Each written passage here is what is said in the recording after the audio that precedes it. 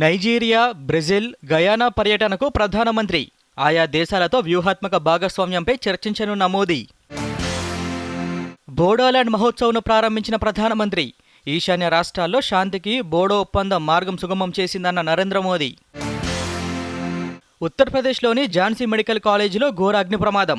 ఎన్ఐసీయూలో దుర్ఘటన, 11 మంది చిన్నారుల సజీవ దహనం. మహారాష్ట్ర ఎన్నికల ప్రచారంలో సీఎం రేవంత్ రెడ్డి. రాజూరా, డిగ్రెస్, వార్ధాలో రోడ్ షోలో పాల్గొననున్న ముఖ్యమంత్రి. మహిళా సంఘాలకు సోలార్ పవర్ ఉత్పత్తి ప్లాంట్లు. ఒక్కో సంఘానికి 1 మెగావాట్ ప్లాంట్ అందజేస్తామన్న బట్టి విక్రమార్క. మూసి పునరుజ్జీవం పేరుతో పేదల ఇల్లు కూల్చడం సరికాదన్న కేంద్ర మంత్రి. పార్టీ కార్యకర్తలతో కలిసి ఇవాళ మూసీ వద్ద నిద్రిస్తామన్న కిషన్ రెడ్డి. కేటీఆర్ అరెస్ట్ను బీజేపీ అడ్డుకోవడం లేదన్న కేంద్ర మంత్రి కిషన్ రెడ్డి. కేసీఆర్ తరహాలోనే రేవంత్ రెడ్డి కూడా దోపిడీకి పాల్పడుతున్నారని ఆరోపణ. లగచర్ల బాధితులకు బీఆర్ఎస్ న్యాయ సహాయం అందిస్తుందన్న కేటీఆర్. రైతుల నిరసనకు రాజకీయ రంగు పులిమారని ఆరోపణ. వరి సాగు, ధాన్యం ఉత్పత్తిలో తెలంగాణ అగ్రస్థానంలో నిలిచిందన్న మంత్రి తుమ్మల. ధాన్యం సేకరించిన వారంలోపే 500 రూపాయల బోనస్ అందజేస్తున్నామని వెల్లడి. రేపటి నుంచి రాష్ట్ర వ్యాప్తంగా గ్రూప్ 3 పరీక్షలు.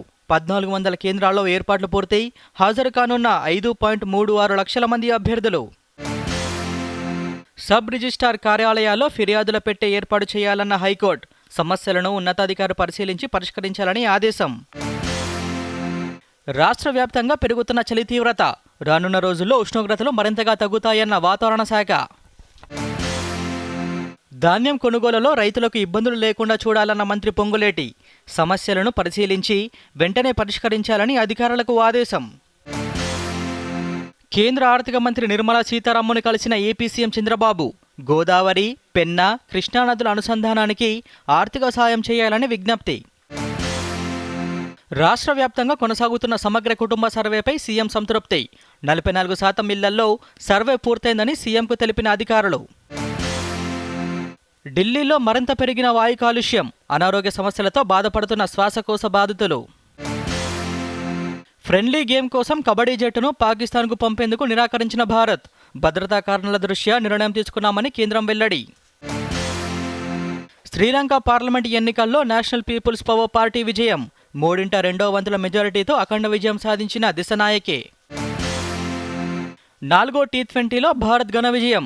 సెంచరీలతో చెలరేగిన తిలక్ వర్మ, సంజు శాంసన్ 135 పరుగుల తేడాతో సొంత గడ్డపై సఫారీలను ఓడించిన టీమిండియా. టీ20లో 3 సార్లు 250కి పైగా స్కోర్ చేసిన తొలి జట్టుగా టీమిండియా. భారత్ తరపున అత్యధిక భాగస్వామ్యం నమోదు చేసిన సంజు, తిలక్.